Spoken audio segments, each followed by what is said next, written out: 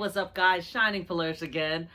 Just finished AEW Dynamite, and this was the first time I actually was able to watch the show live with all y'all. So, yeah, so that was really exciting. I could actually get online and tweet live to you.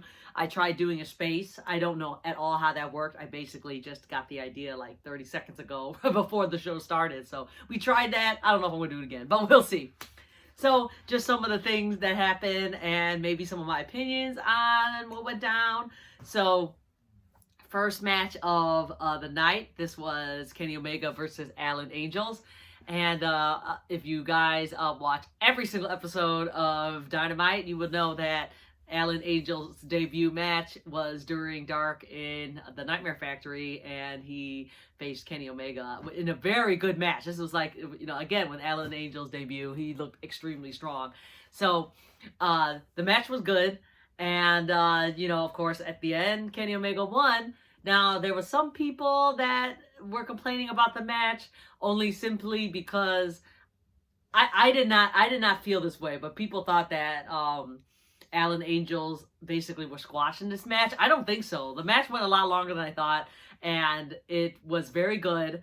Like, to me, Alan Angels looked very strong in it, despite having lost.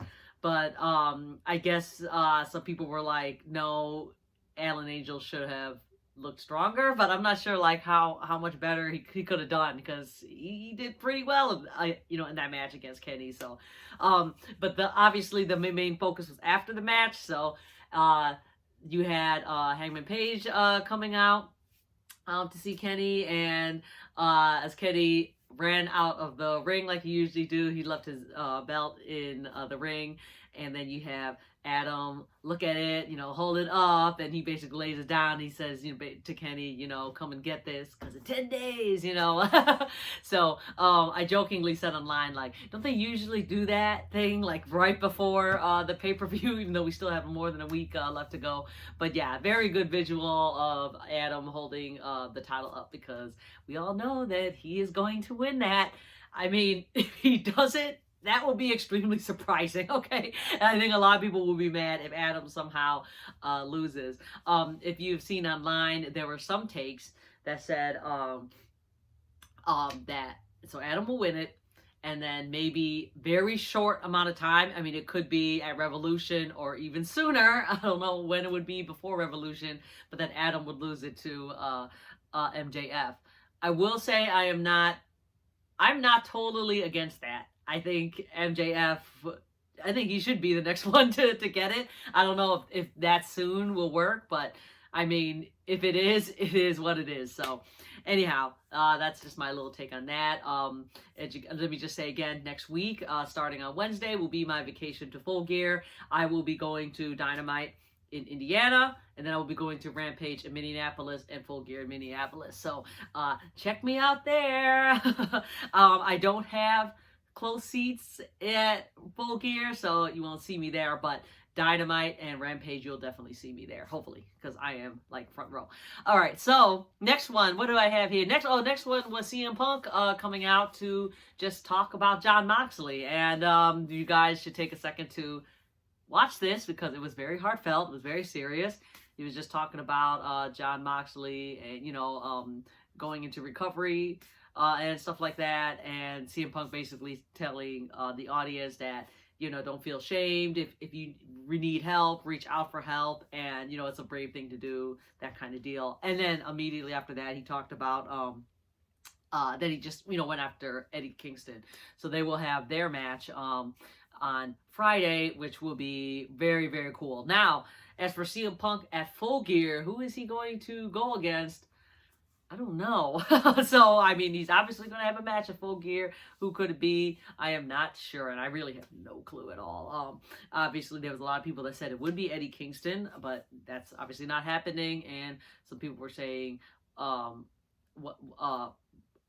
would it be Danielson? Because he's obviously going to be against the number one person, or the other winner of the tournament, which we'll talk about later. So, anywho, CM Punk versus Kingston. Rampage. All right, so next one, then we have a little segment about it was the Elite, talking smack about Jurassic Express and all them. And it was funny because it was the first time we get to see Christian. So Christian comes along, and basically just huge shenanigans ensued. You know, the Elite tried to beat up Christian, but Christian, you know, he got Jurassic Express on his side, so it was even numbers. They started fighting on the ramp. You ended up with Christian beating up Adam Cole and smashing his head right into the chair. So rumors had it that we're gonna have Christian versus Adam Cole at Full Gear. Again, I'm not sure if that's happening. I mean, that would be pay-per-view worthy match. I just like seeing Christian back at AEW because he was gone to prepare for Impact's Bound for Glory, and now that he's back, and I have tweeted the question saying, are they going to address at all, even if it's just little, why don't Christian have the Impact belt anymore? I'm not sure if they will. Hopefully they do.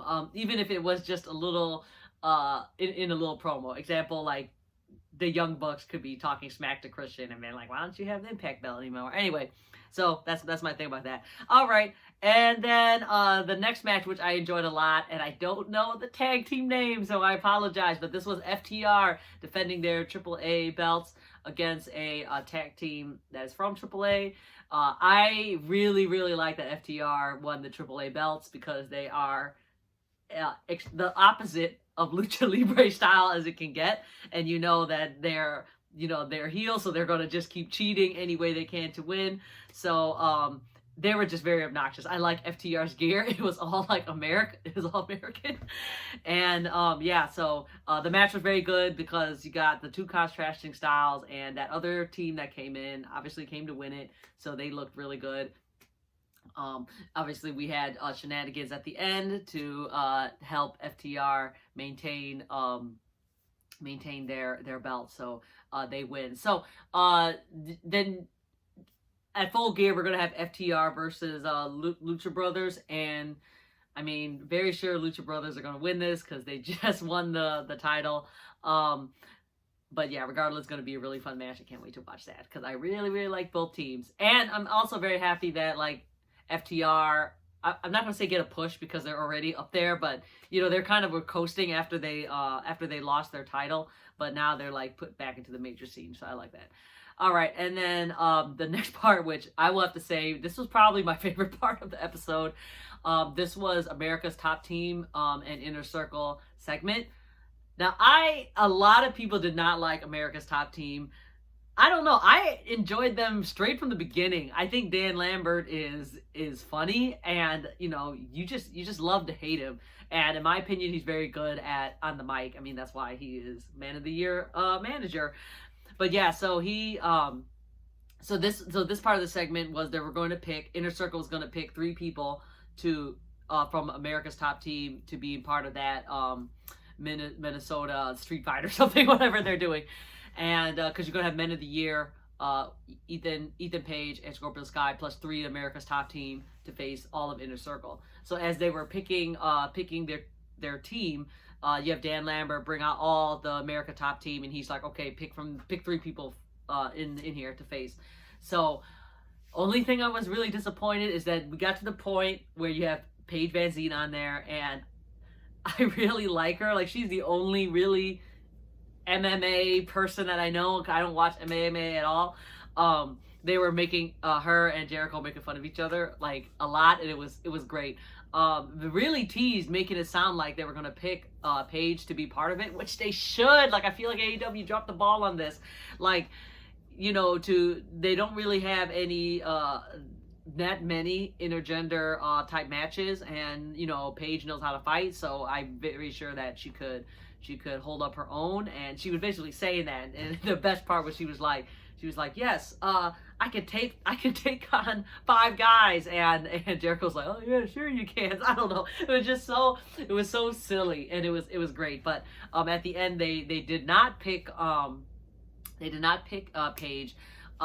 They picked God, I'm trying to remember their name now. Shoot, it's like I said, I don't watch any MMA at all, so I cannot remember the other two guys' names. I apologize, but at the end they ended up picking Dan Lambert as well. So Dan Lambert's throwing a fit, like, no, I didn't say you could pick me, but they were like, no, in the contract it says you could pick any member of America's Top Team, including him. So it's going to be two of the MMA guys and Dan Lambert and Men of the Year versus Inner Circle. So that will be a very, very fun match. Like I said, I've enjoyed America's Top Team a lot because I like the crossover stuff. Bringing new eyes onto the product, because the America's Top Team, they got some pretty top guys, from the MMA world coming into AEW. So that's really cool, in my opinion. All right, and then the next is, let's see, I have my notes here. What do we have? Oh yeah, we have Jamie Hayter versus Anna Jay. This was for the TBS title tournament thingy, and I was like, man, this is hard to pick who's gonna win, because I like both women a lot, but I was leaning towards Jamie because for two reasons. One, I feel like Anna Jay and Tay Conti, they're gonna be like more on that tag team scene eventually when they have more women tag teams. And also Jamie is supposed to be kind of like the powerhouse girl for Britt Baker's little stable there. So and of course, you could still, which they did, you could still make Anna Jay look good and defeat by having Jamie and her friends cheat to win. So that's what happened. Great match. I really like Anna Jay's new gear. It's very pink and very like, BFF with, I think her name's on her butt in a heart. I don't know. It was just a very girly gear, and I like it. So Jamie won at the end. This is with the help of Britt Baker and Rebel. So there you go. Jamie moves on, and she will be facing. Is it? Oh no, is it Ruby? Yes, I think so. Right? Yeah, because the next one will be Jade Cargill versus Red Velvet and the Bunny. Okay, yeah, so that makes sense. Is it? Did I just get that wrong? Anywho, I apologize if I got all that wrong. Okay, so anyhow, Jamie won. Yay. Okay, next is another match I was looking forward to a lot. This was Andrade versus Cody. And I've been really liking what they're doing with Andrade, and I've always been a big fan of Andrade, and I know a lot of people really hated his run, but it's like, guys, just be patient. Not everyone can be pushed at the same time. Look at Miro then when he was feuding with the Best Friends. Look at Miro now. You know what I'm saying? It's like, it's just, everybody just has to take their turn. So right now, Andrade getting that push. So he's recently been lined with Malachi Black, which is great. And so anyway, so this match came to be, and like, oh my god, both these guys, Cody and Andrade, really went at it, and it was a very, very hard hitting match. Let's see. So yeah, I was extremely surprised at the result of this because Andrade actually won. Yes, I know there was a little bit of help as all, which again you kind of expect because you want to Cody like all the way up here. So he had help, and from his new friends, which I like a lot, and from FTR and Tully Blanchard. So that's really cool. I like that they're aligning too. So at the end you got which was really funny. You had Andrade with FTR and Tully Blanchard. They're kind of like, together, like we're friends now or whatever. And then you had Arn Anderson coming in because he's pissed that they beated Cody up. And so now you have Arn Anderson in there with Tully Blanchard, and they're literally like, look like they're about to fight. And I was like, yes, we want old people. No, I'm joking. I tweeted that. That's just stupid. They were really about to throw it down, and then Lucha Brothers came to interrupt it, and then, they started beating up FTR. So that's just your little preview for Full Gear. All right. And then another great part of the episode, this was John Silver's little promo. He's just basically talking about his match that he's going to have. It's going to be him versus Adam Cole at Rampage. And, he was saying, like, it's not Adam Cole we'll be facing, it's Budge. And then he was saying that he was trying to talk to Adam and saying that he should go with his advice, which was changing his name, cutting his hair, being his manager. Oh my God, all that stuff is so funny.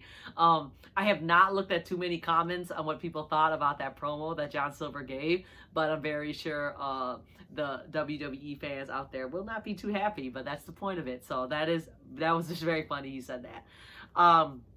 So yeah, so then we go to our main event. This is for the men's tournament to be the #1 contender for the title. And this was Orange Cassidy versus Miro, because it was originally supposed to be Orange Cassidy versus Jon Moxley. Of course, Jon Moxley is going to take a break for a while, so instead they have Miro come in, which was like perfect, because Miro's been, doing these video packages about how, about how's God forsaken him and all that. So basically, putting Miro in this tournament was like, in his video package, he's like, "Is this a sign from you, God?" I just thought it just worked out really good. Yeah, so I mean, Orange Cassidy super over still, but there was no way he was going to beat Miro. Miro is just it's booked so dominantly, and it wouldn't be believable if Orange Cassidy won the match. But in my opinion, like, Orange Cassidy, he's at the point where he don't need to really win matches to be buried. Like, he could still lose, and now he just looks like a bigger baby face, you know what I'm saying? So Miro dominated this match. He put Orange Cassidy into the game over. Orange Cassidy tapped out. So now we're gonna have Miro versus Bryan Danielson. So that will be that's gonna be one really, really good match. I can't wait to see. Now, people have been complaining because, this is obviously the setup for Danielson to win it all and become #1 contender. And, I know people are getting kind of mad because they're like, Miro should not lose. But first of all, he did lose to Sammy, so he already lost. Yeah, no, it's hard because Miro should not lose. You want him to look like this monster, but I'm sure they're going to figure out something to have him lose so he won't look he won't look weak in defeat. So, anywho, I guess those are my quick takes on this week's episode. Yeah, I just really excited for next week since that's my vacation. So, all right, thank you guys for watching. I'm gonna try to keep this short. Follow me on Twitter, Shining Polaris. Follow me on TikTok, Shining Polaris AEW. I am posting clips of Bound for Glory and Jericho Cruise on there. So enjoy those if you have a chance. And yeah, so that is it. And I will see you next time. So see ya.